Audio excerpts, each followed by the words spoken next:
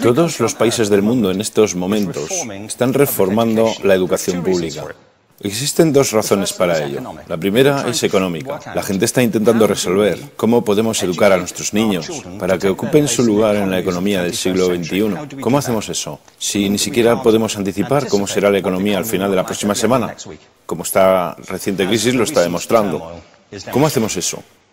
La segunda razón es cultural. Todos los países del mundo están intentando resolver cómo podemos educar a nuestros niños para que tengan sentido de identidad cultural, para poder legarles los genes culturales de nuestras comunidades y a la vez formar parte del proceso de globalización. ¿Cómo cuadramos ese círculo? El problema es que están intentando enfrentarse al futuro, a base de hacer lo mismo que en el pasado. Y en el proceso están alineando a millones de niños que no ven ninguna utilidad en asistir a la escuela. Cuando nosotros íbamos al colegio nos retenían allí con la historia de que si trabajábamos mucho y sacábamos buenas notas y luego estudiábamos un título universitario, tendríamos un trabajo. Nuestros hijos no se creen eso. Y hacen bien, por cierto. Es mejor tener una titulación que no tenerla, pero ya no es ninguna garantía. Y especialmente no lo es si el camino hacia ella marginaliza la mayoría de cosas que tú consideras importantes acerca de ti mismo. Hay gente que dice que hay que subir los estándares, que eso sería un avance. Ah, ¿sí? Sí, lo deberíamos hacer. ¿Y por qué ibas a querer rebajarlos? No me he encontrado con ningún argumento que me convenza para bajarlos. Pero subirlos, por supuesto que habría que subirlos. El problema es que el sistema educativo actual fue diseñado, concebido y estructurado para una era diferente. Fue concebido en la cultura intelectual de la Ilustración y en las circunstancias económicas de la Revolución Industrial. Antes de la mitad del siglo XIX no había sistemas educativos públicos.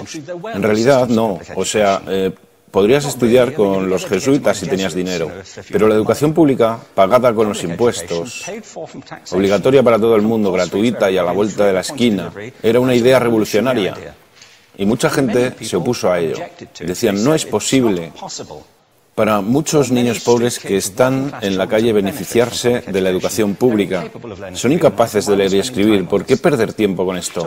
Y también se asienta sobre una serie de suposiciones sobre la estructura social y la capacidad de las personas. Fue dirigido por el imperativo económico de aquel momento, pero a lo largo de todo ello se infiltró el modelo intelectual de la mente, el cual era esencialmente la idea que la Ilustración tenía sobre la inteligencia. La auténtica inteligencia consistía en cierta capacidad para el razonamiento deductivo y un conocimiento amplio de la cultura clásica. Se podría resumir en capacidad académica. Y esta idea está fuertemente enraizada en la reserva genética de la educación pública. El creer que hay dos tipos de personas, académicas y no académicas, y la consecuencia de eso es que mucha gente brillante se creen que no lo son porque han sido evaluados siguiendo este concepto de mente. Así que tenemos dos pilares gemelos, el económico y el intelectual. Y desde mi punto de vista, este modelo ha causado caos en la vida de mucha gente. Ha habido gente que se ha beneficiado maravillosamente de él, pero la mayoría de la gente no.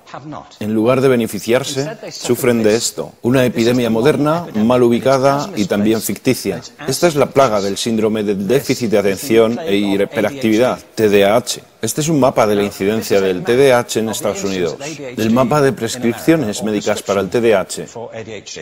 No me malinterpreten. No quiero decir que el síndrome de déficit de atención no exista. Yo no tengo la formación necesaria para ello. Sé que la amplia mayoría de psicólogos y pediatras creen que sí, pero aún es un tema a debatir. Lo que sí me consta es que no se trata de una epidemia. Estos niños están siendo medicados tan rutinariamente como a mi generación nos quitaban las amígdalas, por los mismos motivos caprichosos y por la misma razón, la moda de la medicina. Nuestros hijos están viviendo en el periodo más intensamente estimulante de la historia de la Tierra. Están siendo acosados con información y les están reclamando su atención desde todos los medios. Los ordenadores, los iPhone, las vallas publicitarias y cientos de canales de televisión. Y nosotros les penalizamos por distraerse. ¿Distraerse de qué? Cosas que son un aburrimiento, en la escuela sobre todo. Me parece a mí que no es totalmente una incidencia el hecho de que la incidencia del TDAH haya crecido paralela al incremento de los test estandarizados. A estos niños se les está dando cosas como Ritalin, Adderall, a menudo medicación bastante peligrosa, solo para hacer que se concentren y se calmen. Pero según esto, el déficit de atención aumenta al ir al este de este país. La gente empieza a perder el interés en Oklahoma.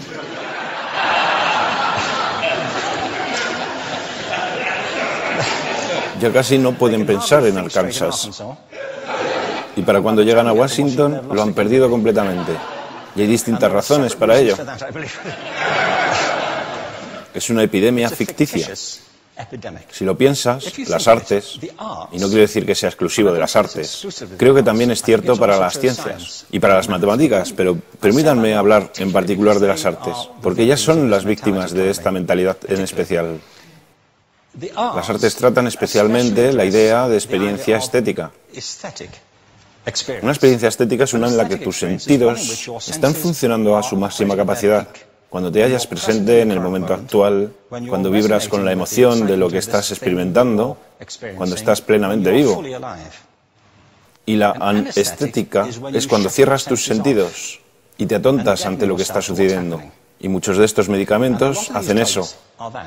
Estamos haciendo pasar a nuestros hijos por el sistema educativo a base de anestesiarlos. Y yo creo que deberíamos estar haciendo exactamente lo contrario.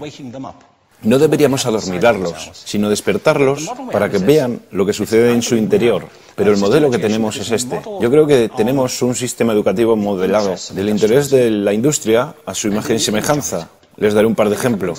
Las escuelas aún están organizadas como si fueran fábricas. Tienen timbres que suenan, instalaciones separadas, están especializadas por asignaturas. Aún educamos a los niños por lotes. Les hacemos pasar por el sistema según su grupo de edad. ¿Por qué hacemos eso? ¿Por qué suponemos que lo más importante que los niños tienen en común es su edad? Parece como si lo más importante de ellos fuese su fecha de fabricación, ¿no?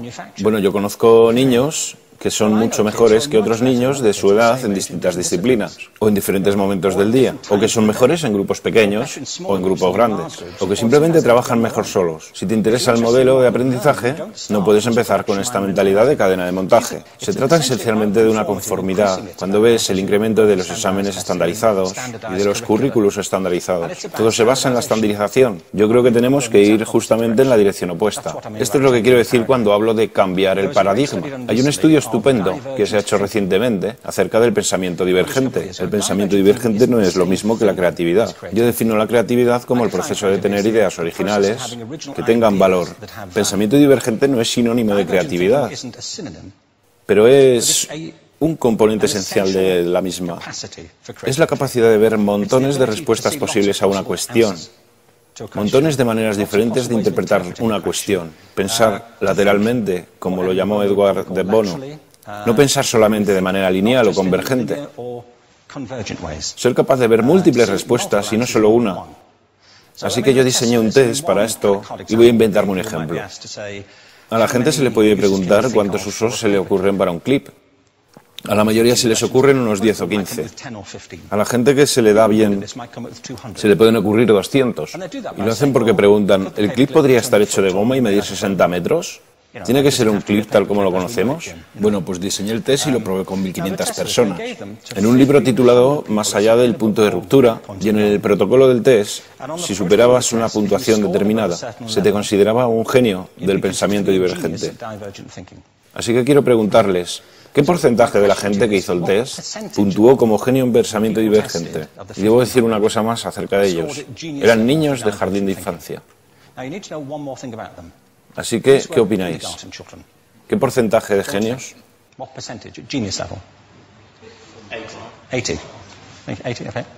98%. Bueno, la cuestión es que era un estudio longitudinal, así que los mismos niños volvieron a hacer el test 5 años después, en edades entre 8 y 10 años. ¿Qué pensáis? ¿50%? Volvieron a hacerles el test otra vez, 5 años más tarde, cuando tenían entre 13 y 15 años de edad. Y se observa una tendencia, ¿no? Bueno, esto nos indica algo interesante, porque se supone que tendría que ser al revés, ¿no? Empiezas no siendo muy bueno, pero mejoras a medida que te haces mayor. Pero esto demuestra dos cosas. Una es que todos nosotros tenemos esta capacidad. Y la otra es que esta capacidad se deteriora en general. Muchas cosas les han pasado a estos niños durante su crecimiento, pero yo estoy convencido que lo que más les ha influenciado es que a estas alturas ya han obtenido una educación académica. Se han pasado 10 años en la escuela, oyendo que solo hay una respuesta correcta. Esta es la parte de atrás del libro, pero no la mires. Y no copies, porque eso es engañar. Fuera de las escuelas, a eso se le llama colaboración. Esto no sucede porque los docentes así lo quieran. Es simplemente porque sucede así. Es porque se halla presente en la reserva genética de la educación. Tenemos que pensar de forma diferente acerca de la capacidad humana. Tenemos que superar esta vieja idea acerca de lo académico y lo no académico, lo abstracto, lo teórico, lo vocacional, y empezar a verlo como lo que es, un mito. En segundo lugar, tengo que reconocer que la mayor parte de las veces el buen aprendizaje se da en grupos y que la colaboración es lo que alimenta el crecimiento. Si atomizamos a las personas, las separamos y los juzgamos por separado, formamos una especie de desconexión entre ellos y su ambiente de aprendizaje natural. Y en tercer lugar, un asunto importante es la cultura de nuestras instituciones, los hábitos de estas instituciones y los hábitats que ocupan.